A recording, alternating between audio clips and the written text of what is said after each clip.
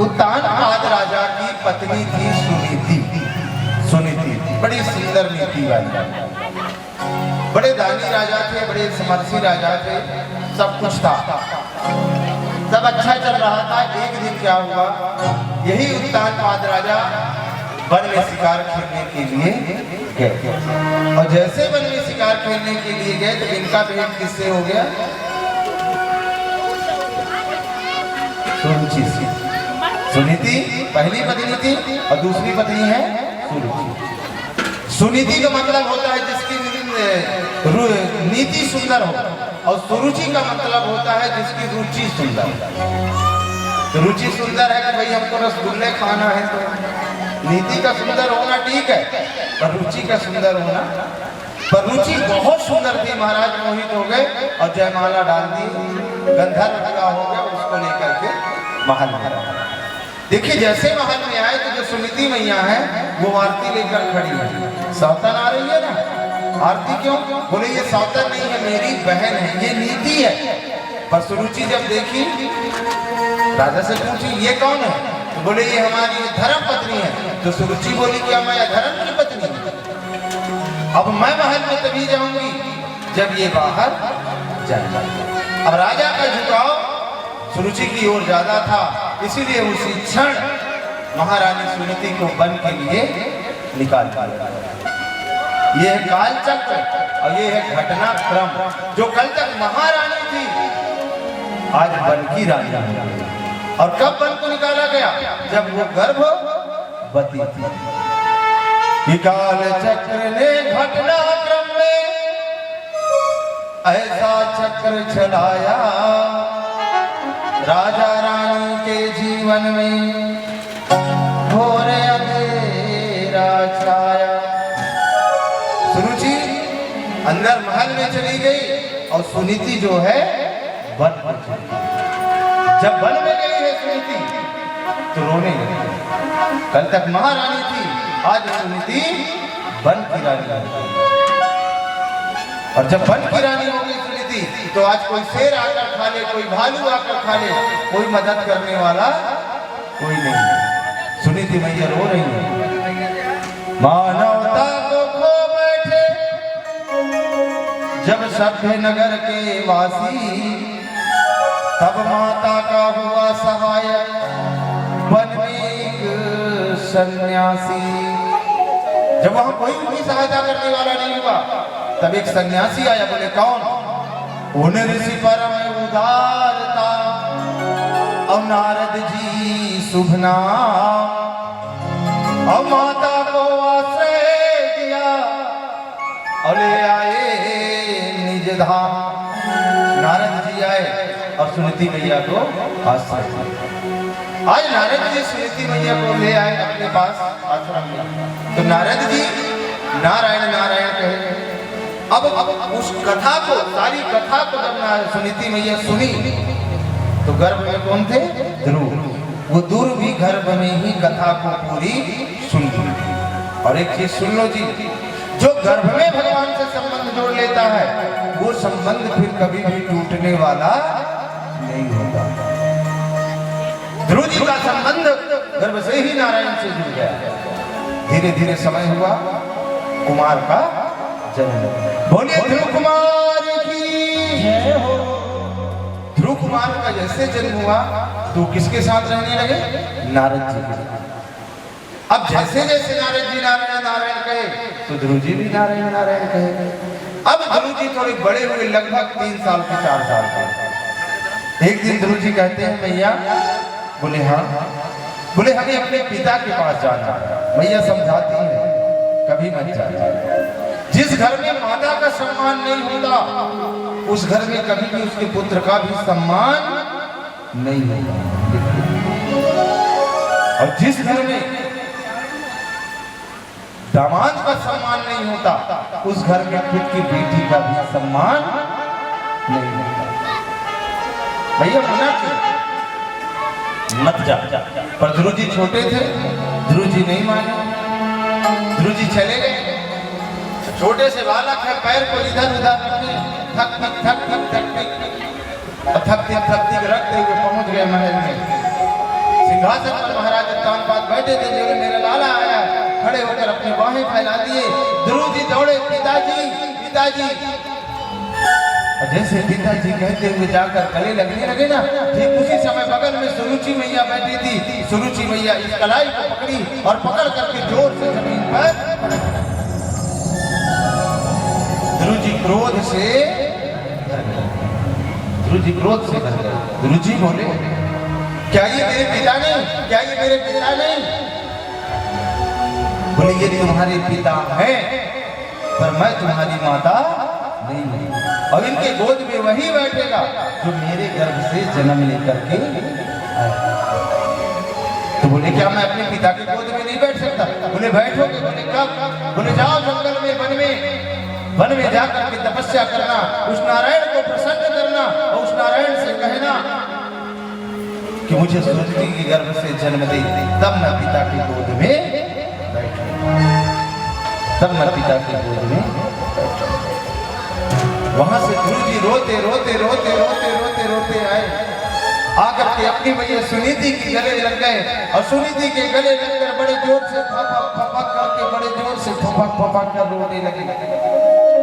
बोले, मैया मैंने ऐसा कौन सा अपराध किया है? मैया मैंने ऐसा कौन सा अपराध किया है कि आज मुझे मेरे पिता से ही नहीं मिलने दिया जा रहा है? तब सुनीति मैया क्या कहती है उनसे, लाला तूने एक अपराध नहीं किया है, तूने 2 अपराध किया है। 3 साढ़े 3-4 वर्ष के बालक है ध्रुव जी, तुमने एक अपराध नहीं, तुमने 2 अपराध किया। बोले, भैया 2 अपराध? बोले, हाँ। बोले, क्या? बोले, लाला पहला अपराध तो तेरा ये है कि तुझे मनुष्य का तन नहीं लेना चाहिए, और दूसरी बात, यदि तुमने मनुष्य का तन लिया तो मुझ जैसे अभागिन के कोख में नहीं आना था, मुझ जैसे अभागिन के कोख में। यदि कोख में आया है तो ठीक है, यदि मैया ने कहा है तो बन जा। तब सुनीति मैया कहती है, अरे तुम्हें गोद में ही बैठना है, अरे तू संसारिक पिता के गोद में क्या बैठ, उस परम पिता के गोद में बैठ, तब तो बात है। उस संसारिक पिता के गोद को छोड़ उस परम पिता के गोद में बैठ। मैया ने कहा ना कि तू बन जा, तो बन जाके भगवान को प्रसन्न कर। और जो नारायण है, तेरे पिता के भी पिता है, जो जगत पिता है, जो परम पिता है, उस परम पिता के गोद में बैठ। ध्रुव जी बोले, ठीक है, बताइए जंगल में भगवान रहते हैं क्या? मैया ने कह दिया कि वन में भगवान है। ध्रुव का मतलब क्या होता है? ध्रुव का मतलब होता है विश्वास। बोले, कैसा विश्वास? बोले, दृढ़ विश्वास। जिस दिन तुमको विश्वास हो गया, दृढ़ विश्वास हो गया कि कड़कड़ में भगवान है, तो तुम्हें भगवान मिलेंगे। और कितना विश्वास होना चाहिए? जैसे तुम कहीं जा रहे हो, रात के 12 बजे रास्ते में क्या पड़ गया? शमशान घाट। तो तुमको डर लगता है कि शमशान घाट है, इसमें भूत होगा, चाहे भूत हो और चाहे ना हो, पर तुम्हारा विश्वास कहता है कि यहाँ भूत होगा। तो जितना तुमको शमशान घाट के भूत पर विश्वास है ना जी, तो रास्ते में कभी मंदिर पड़ जाए तो सोच लेना ये मंदिर है, अब इस मंदिर में भगवान है। जिस दिन इतना विश्वास हो गया, उस दिन नारायण की प्राप्ति तुम्हें। ध्रुव जी को विश्वास हुआ, आंख में आंसू लिए हैं ध्रुव जी, आंख में आंसू लेकर जंगल में जा रहे हैं। जब जा रहे हैं रोते रोते ध्रुव जी गए हैं, जा रहे हैं, कोमल कोमल पैर है। जाते जाते ध्रुव जी के पैर में कांटा लग गया, जैसे कांटा लग गया ध्रुव जी रोने लगे, मैया मैया मैया मैया मैया मैया मैया। हाथ ध्रुव जी रो रहे हैं, रोए, फिर कांटा निकाले, फिर ध्रुव जी आगे बढ़े, पत्थर से टकरा गए, पत्थर से गिर गए, फिर रोते हुए ध्रुव जी आगे जा रहे हैं, जा रहे हैं, जा रहे हैं। मैया आज क्या कहते हैं ध्रुव जी मालूम है? मैया आ जाओ, मैया आ जाओ, आकर मुझे गले से लगा लो मैया, आकर मुझे गले। ध्रुव जी हाथ में आंसू लेकर कहते हैं, माँ मुझे अपने आंचल में छुपा ले,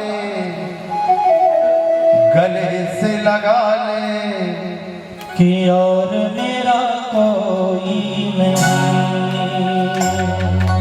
माँ मुझे अपने आंचल में छुपा ले, गले से लगा ले कि और मेरा कोई नहीं। माँ मुझे अपने आंचल में छुपा ले, गले से लगा ले कि और मेरा कोई नहीं, कि और मेरा कोई नहीं, कि और मेरा कोई नहीं। फिर न सताऊंगा कभी।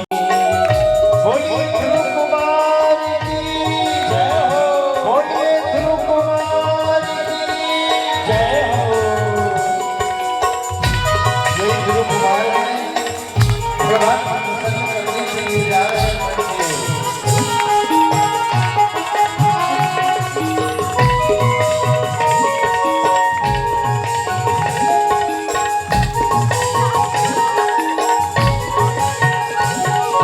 भूल मेरी छोटी सी भूल मुझको मना ले, गले से लगा ले कि और मेरा कोई नहीं।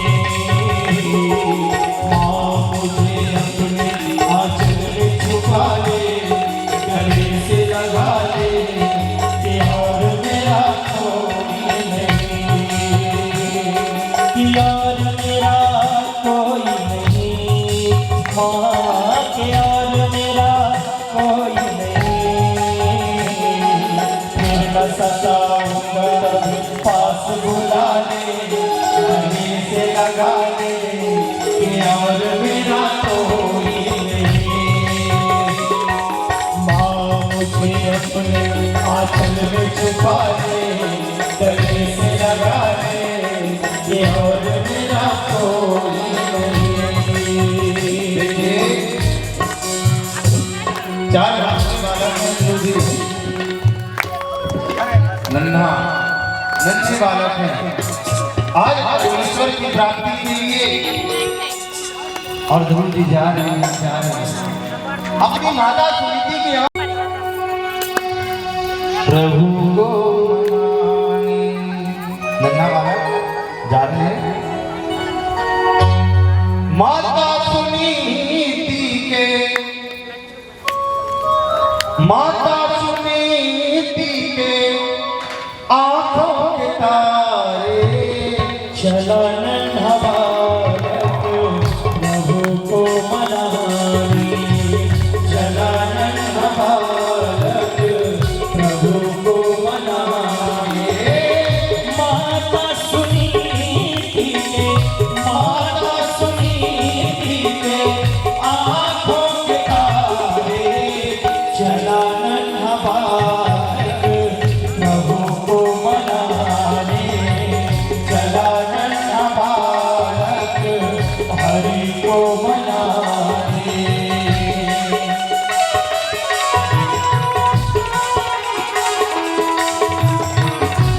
बोलिए ध्रुव कुमार की जय हो।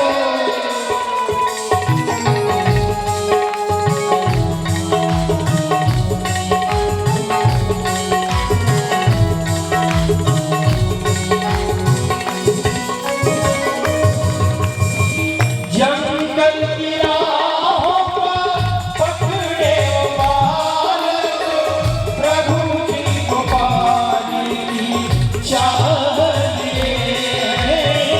जंगल की राहों पर पकड़े वो बालक, प्रभु जी को पाने की चाह लिए। है राहें कठिन फिर भी, है राहें कठिन फिर भी हिम्मत न हारे। चला नन्हा बालक प्रभु को मनाने, चला नन्हा बालक प्रभु को मनाने। माता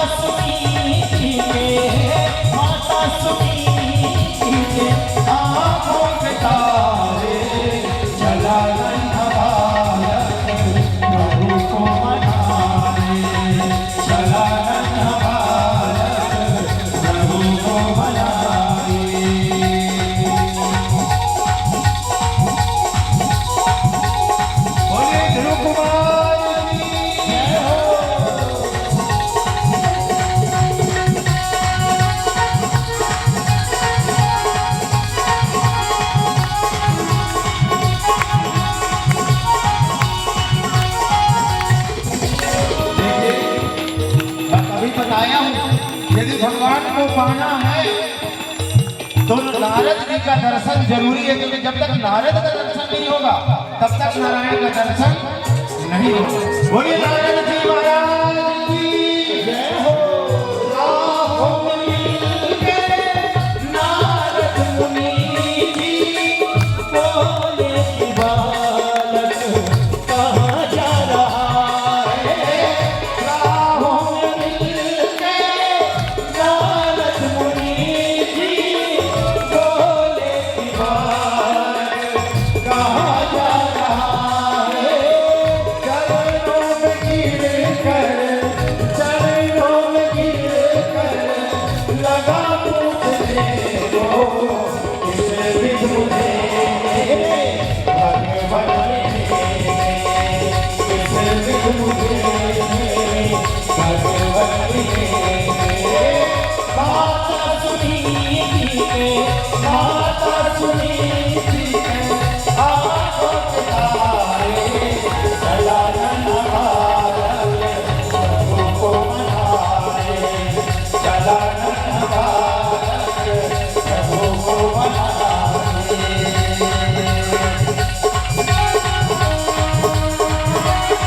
बोलिए नारद जी महाराज की जय हो।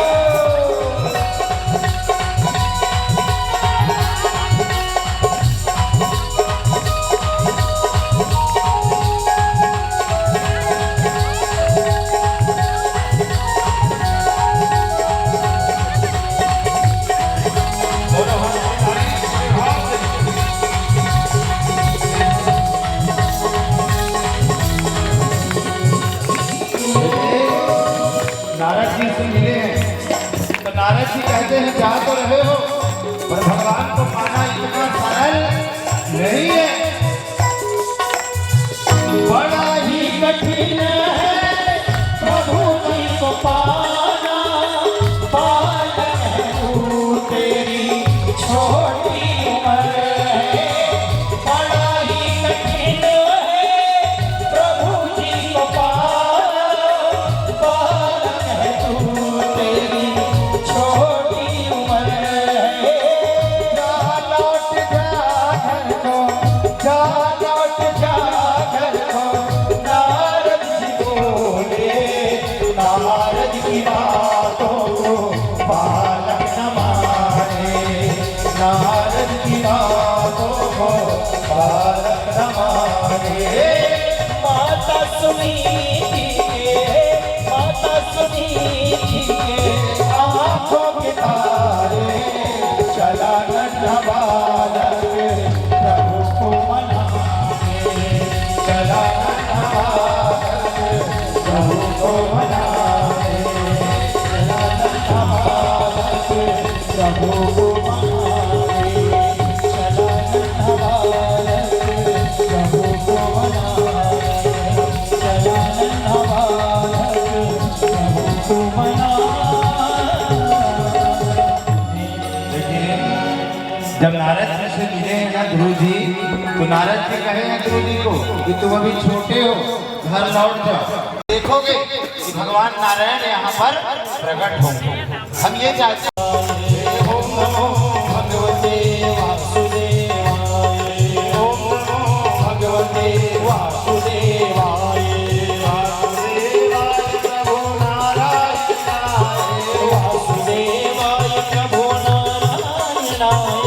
वासुदेवाय प्रभु नारायणाय। वासुदेवाय प्रभु नारायणाय।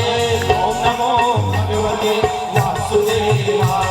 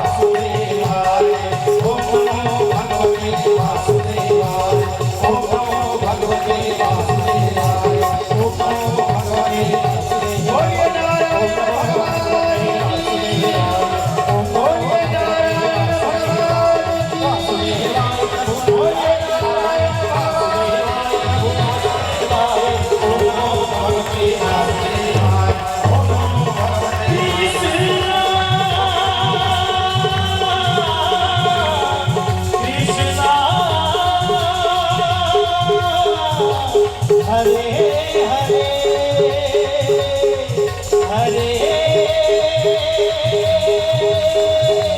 हरे हरे।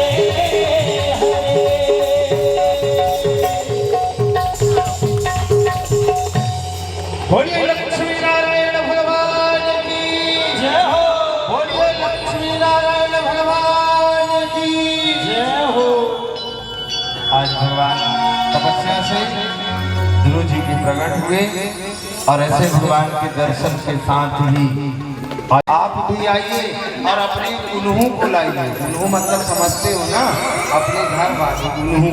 क्यों इसलिए लाइए कि देखिए काहे घर में झंझट पाल रहे हो, खाना बनाना ये सब चीज। हमारे गोरे जी की हम भंडारा भी खुला है, खूब डट के कथा सुनिए, खूब डट के भंडारा खाइए और घर में जाके विश्राम करिए। अब घर में भी खाना बनाओ, फिर बर्तन साफ करो, है ना झमेला। खूब यहाँ बनाए सुनिए, खूब कथा सुनिए और खूब भंडारा खाइए। 7 दिन के लिए तो बात है, तो सब कोई अधिक से संख्या में पधारे और 5 दिन में कथा शेष है। मैं गिरधर तेरी आरती, तेरी आरती हो, तेरी आरती, तेरी आरती हो, तेरी आरती उतारूं मैं गिरधर तेरी आरती।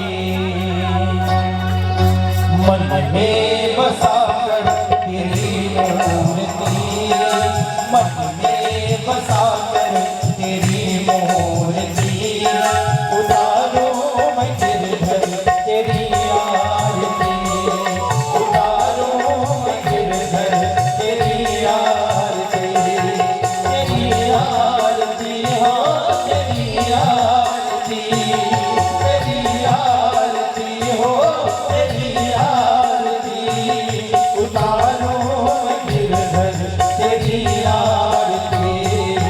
मन में बसा कर तेरी मूर्ति, मन में बसा कर तेरी मूर्ति उतारूं मैं गिरधर तेरी आरती, उतारूं मैं गिरधर तेरी आरती। दोनों हाथ उठा दें। बोलिए भागवत भगवान की जय हो।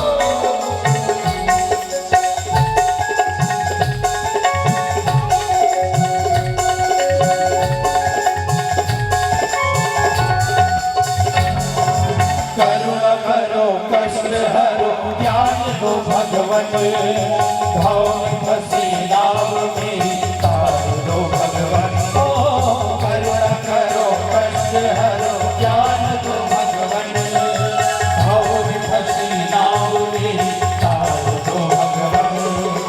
दर्द की दवा तुम्हारे पास है, दर्द की दवा तुम्हारे पास है।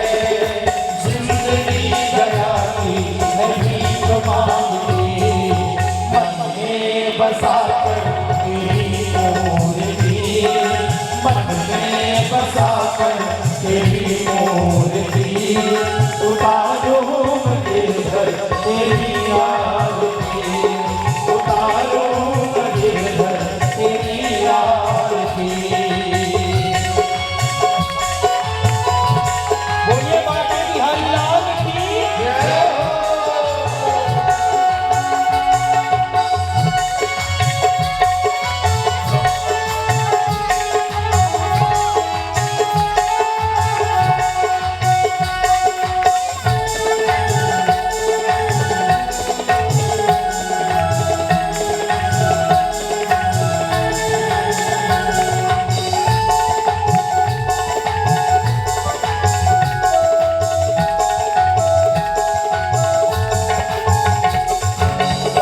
तुझसे प्यार यही सोचूं भगवन, जिंदगी जब तेरे नाम पर दी अर्पण।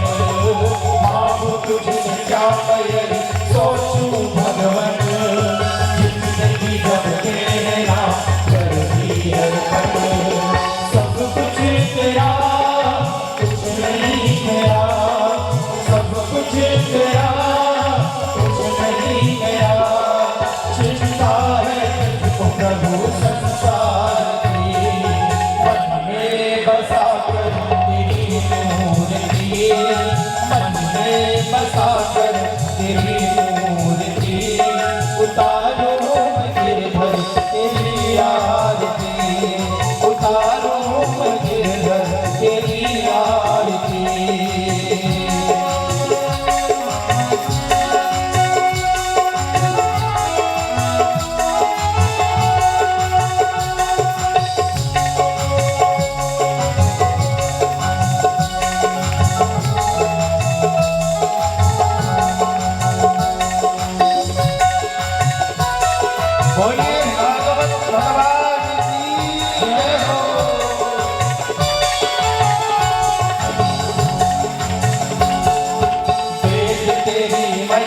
गाय संत करे ध्यान नारद गुणगान करे छेड़ी अकाल वेद तेरी महिमा गाय संत करे ध्यान नारद गुणगान करे छेड़ी अकाल भक्त तेरे द्वार करते हैं पुकार भक्त तेरे द्वार करते हैं पुकार दास प्यास गाए तेरी आरती मन में बसा कर तेरी मूर्ति मन में बसा कर तेरी मूर्ति उतारो तेरे घर तेरी आरती उतारो तेरे घर तेरी आरती तेरी आरती हो तेरी आरती तेरी आरती हो तेरी आरती उतारो तेरे घर तेरी आरती मन में बसा कर तेरी मूर्ति मन में बसा कर तेरी मूर्ति उतारो तेरे घर तेरी आरती उतारो तेरे घर तेरी आरती उतारो तेरे घर तेरी आरती श्री राम राम श्री राम राम श्री राम राम जय श्री राम राम श्री राम राम श्री राम राम नमो श्री राम राम जय श्री राम राम श्री राम राम श्री राम राम मेरा श्री राम राम जय श्री राम राम श्री राम राम भोला श्री राम राम सदा श्री राम राम तारा श्री राम राम नहीं श्री राम राम श्री राम राम कई श्री राम राम भाई श्री राम राम नहीं श्री राम राम श्री राम राम श्री राम राम श्री राम राम सताई श्री राम राम भाई श्री राम राम मोती श्री राम राम श्री राम राम श्री राम राम मोती श्री राम राम श्री राम राम चौधरी श्री राम राम श्री राम राम सती श्री राम राम श्री राम राम अरबी श्री राम राम उतारी श्री राम राम चाली श्री राम राम उतारी श्री राम राम कराई श्री राम राम तिराली श्री राम राम कराई श्री राम राम उतारी श्री राम राम तिराली श्री राम राम कराई श्री राम राम उतारी श्री राम राम उतारी श्री राम राम उतारी श्री राम राम तिराली श्री राम राम कराई श्री राम राम श्री राम राम शरण बोले बाबा बिहारी लाल जय हो अपने साथी की परिक्रमा लगा देंगे सभी कोई ओम ज्ञानी ज्ञानी जवाबानी ज्ञानवान कलांचा कानि सर्वाणि दुष्यंत वृक्षा पदे पदे हस्ते चतुष गृहीत्वा मंत्रपुष्पांजलिं कुर्यात् हरि ओम तूने थामा जिसे कैसे डूबेगा वो तूने थामा जिसे कैसे डूबेगा वो तूने थामा जिसे तुम ही हो भगतन के हितकारी हे नाथ नारायण वासुदेव श्री कृष्ण गोविंद हरे मुरारी हे नाथ नारायण वासुदेव सिया राम जय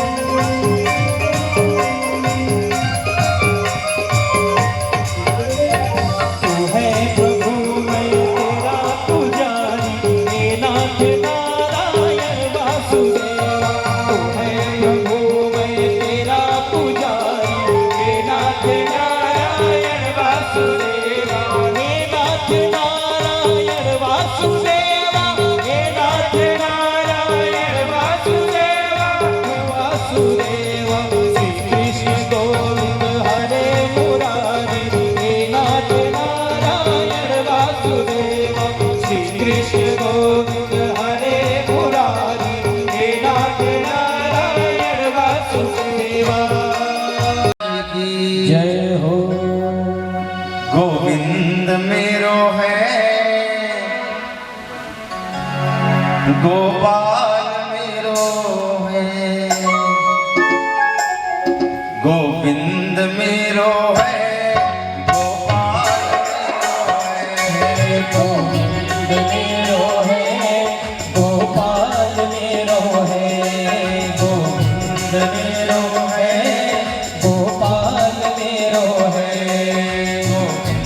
मेरो है गोपाल मेरो है गोविंद मेरो है गोपाल मेरो है श्री काके बिहारी नंदलाल मेरो है श्री कुंजे बिहारी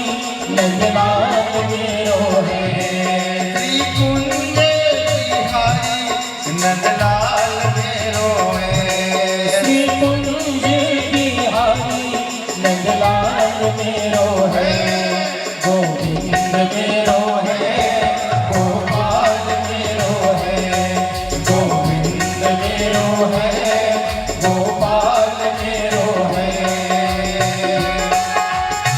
दोनों हाथ की ताली सभी को बड़े भाव से बोलिए आनंद कंद भगवान की जय।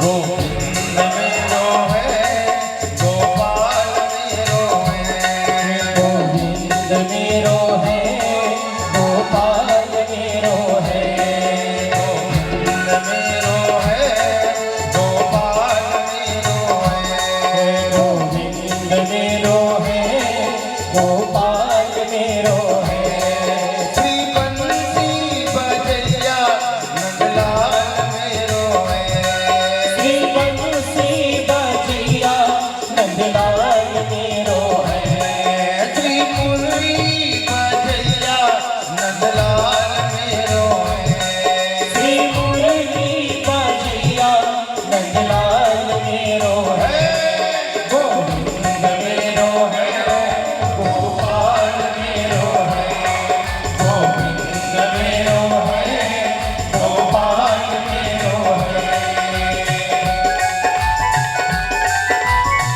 बोलिए श्याम प्यारे की जय हो।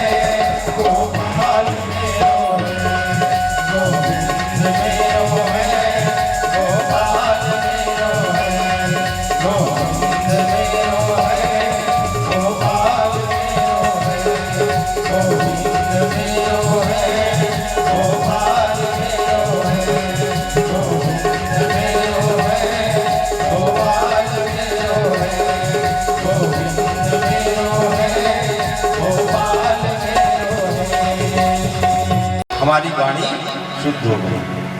अब बड़े भाव से अमर कथा में प्रवेश करेंगे। देखिए जी, जब भगवान का कीर्तन चले ना तो ताली जरूर बजाया करो। मैं हमेशा बताता हूँ, बाकी समय तो नहीं कहता ना, पर जब भगवान का कीर्तन चले तो ताली जरूर बजाना, बड़ा फायदा है। सबको देखिए, सबके हाथ में रेखा है, सबके हाथ में रेखा। इन रेखाओं में कुछ रेखा अच्छी है और कुछ रेखा गड़बड़ है। दोनों प्रकार की रेखा है ना, अच्छी रेखा और गड़बड़ रेखा। देखिए, जब भगवान का कीर्तन चलता है और आप ताली बजाते हो तो जितनी गड़बड़ वाली रेखा है, ताली बजते ही सब गड़बड़ रेखा अच्छी हो जाती है, सब, क्योंकि भगवान नाम का ताली बजाते हो, इसलिए सब गड़बड़ रेखा अच्छी होती है। पर यदि भगवान का कीर्तन चलता है और तुम ताली नहीं बजाते हो तो सुन लो, जो दो चार रेखा अच्छी भी है ना, वो भी सब गड़बड़ है। अब भागवत में अब तुम अच्छा करने आते हो कि गड़बड़ करने आते हो? इसलिए अच्छा करने आते हो, इसलिए जब भी भगवान नाम का कीर्तन चले सबको बड़े भाव से ताली बजाना। बोलिए बांके बिहारी लाल की जय हो।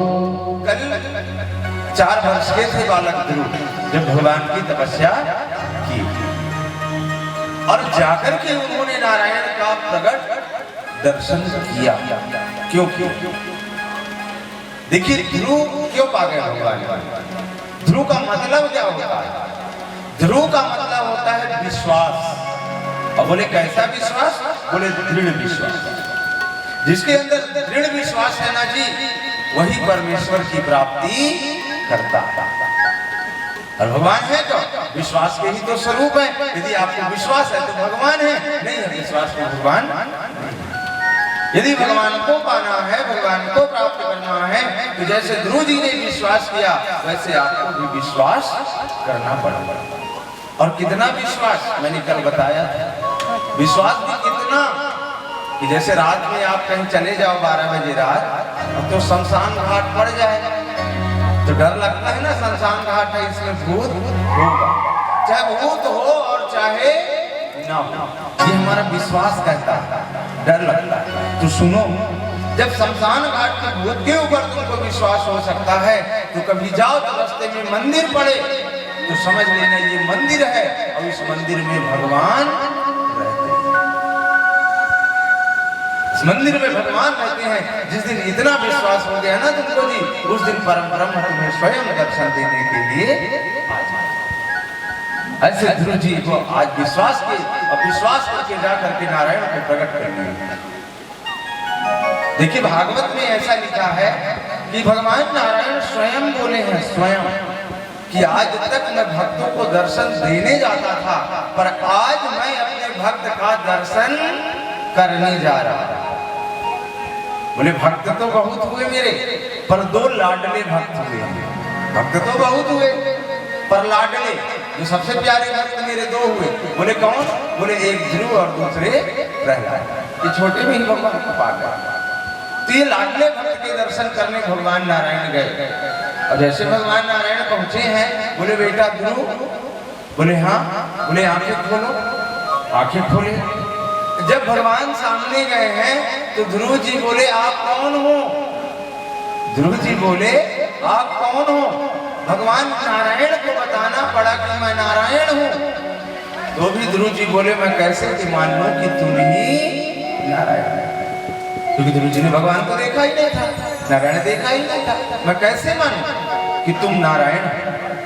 उसी समय ध्रुव जी के गाल पर भगवान ने अपना शंख, कपोल में गाल पर अपना शंख स्पर्श कराया।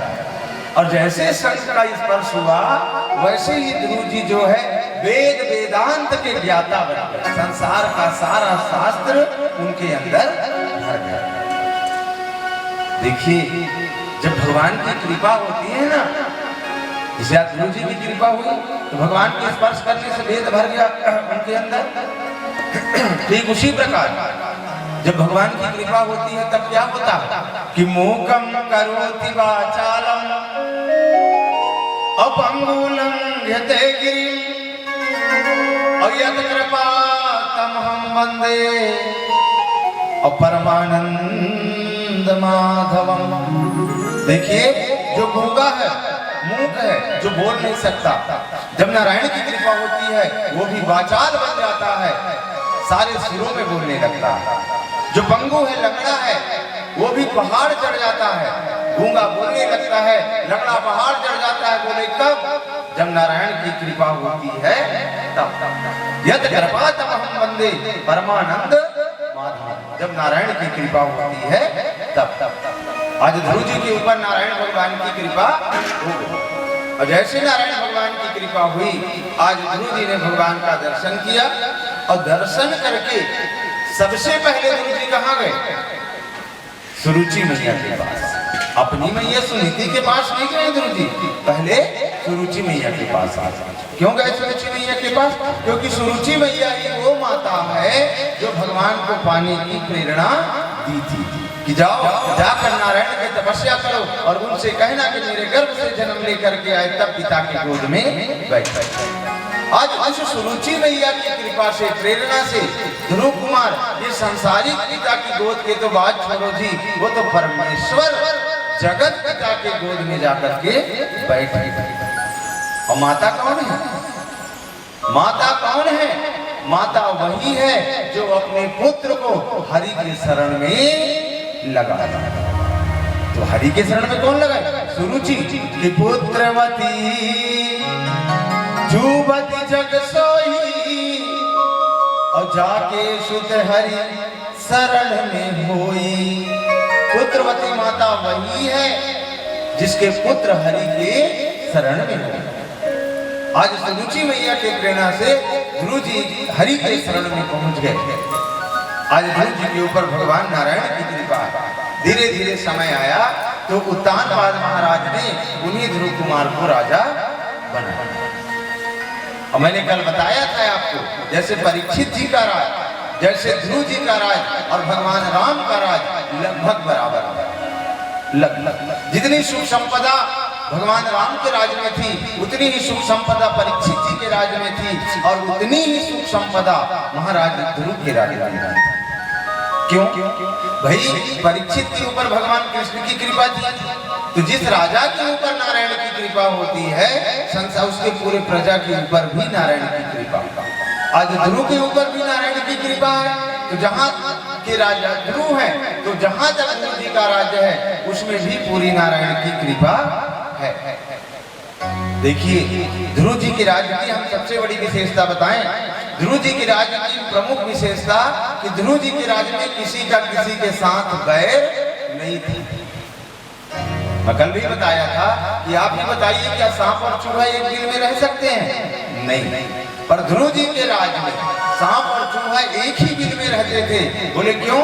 क्योंकि नारायण की कृपा थी। किसी का किसी के साथ बैर नहीं था।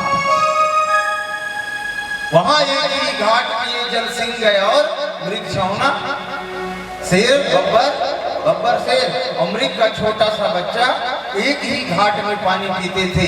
पर जितना पावर शेर रखता था उतना पावर मृगछौना भी रखता था। बोले क्यों? क्योंकि दोनों के ऊपर नारायण की कृपा थी।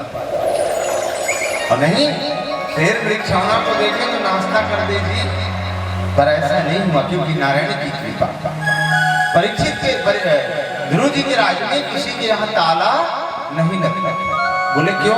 कि आयो ध्रुव राज सुखदाई और सुख संपत्ति श्री घर घर छाई।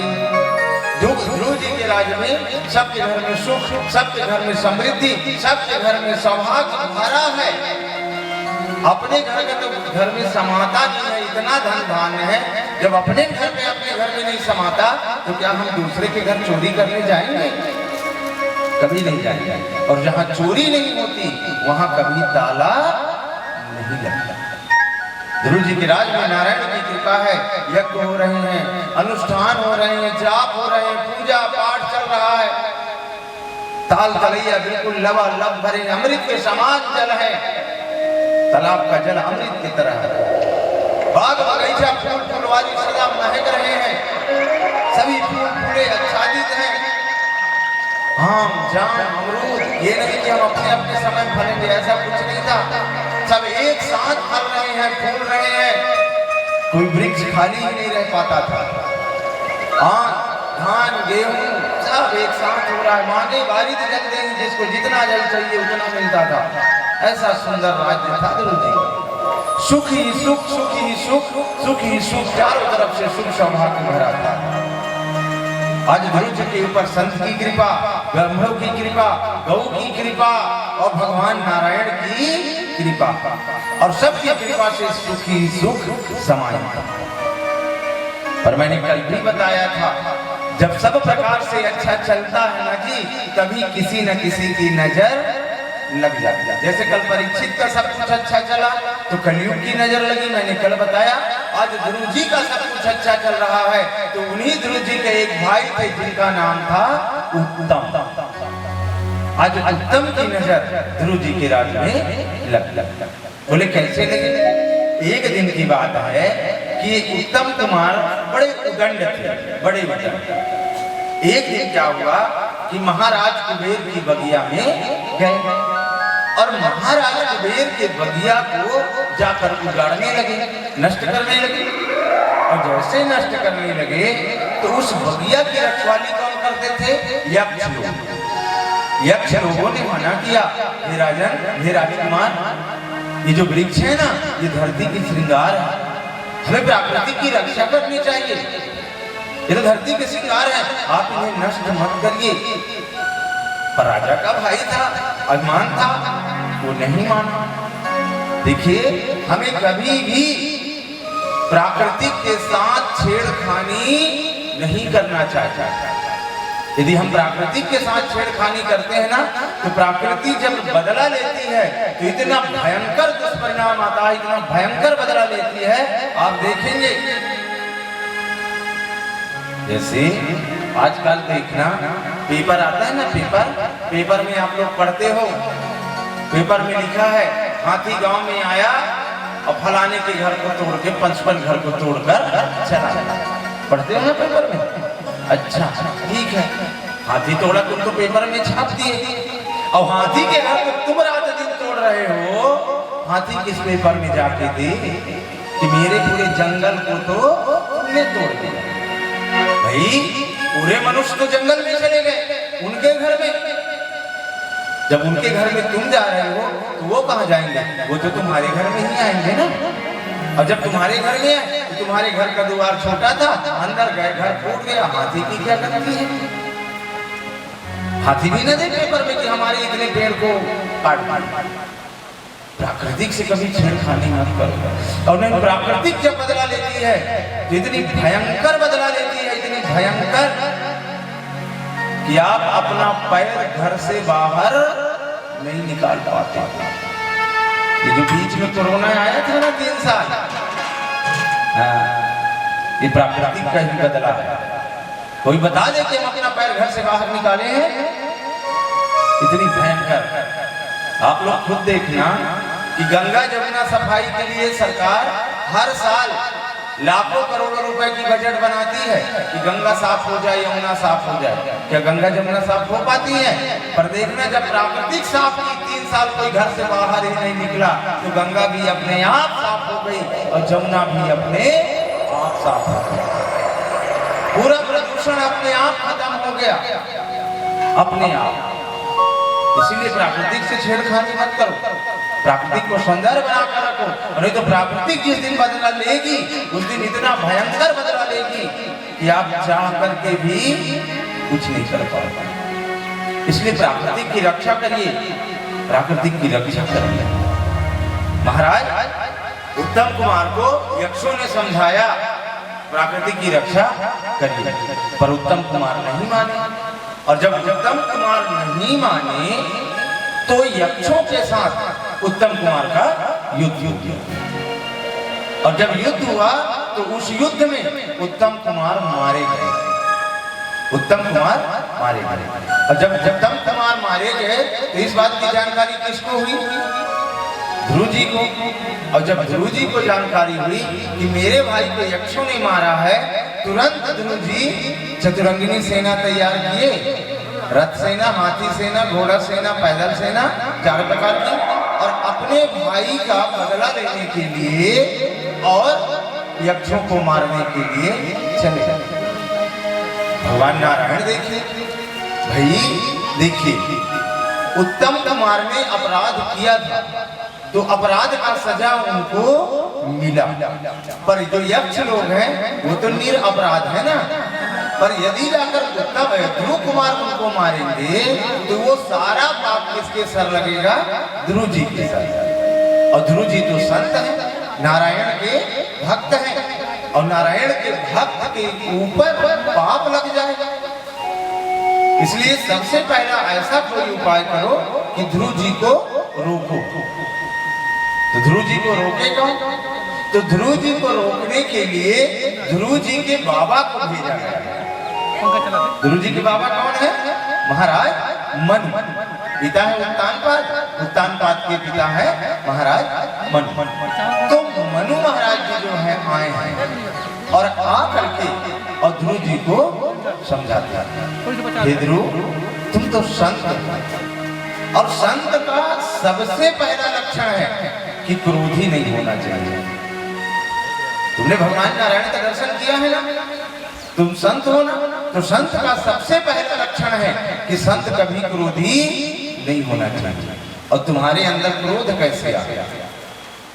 तुम्हारे अंदर क्रोध कैसे आ गया? तो सुन लीजिए, क्रोध करना अलग बात है, क्रोध को जीतना अलग बात है, और भगवान का दर्शन पाना अलग बात है। भाई भगवान का दर्शन तो रावण ने भी पाया, क्या क्रोध को जीता? नहीं जीता। भगवान का दर्शन तो कंस ने भी पाया, क्या क्रोध को जीता? नहीं जीता। तो क्रोध को जीतना अलग बात है और भगवान का दर्शन पाना अलग बात है। ध्रुव जी भगवान के दर्शन को जरूर पा गए थे, पर क्रोध को नहीं जीते थे। तो संत को सबसे पहले क्रोध को जीतना चाहिए।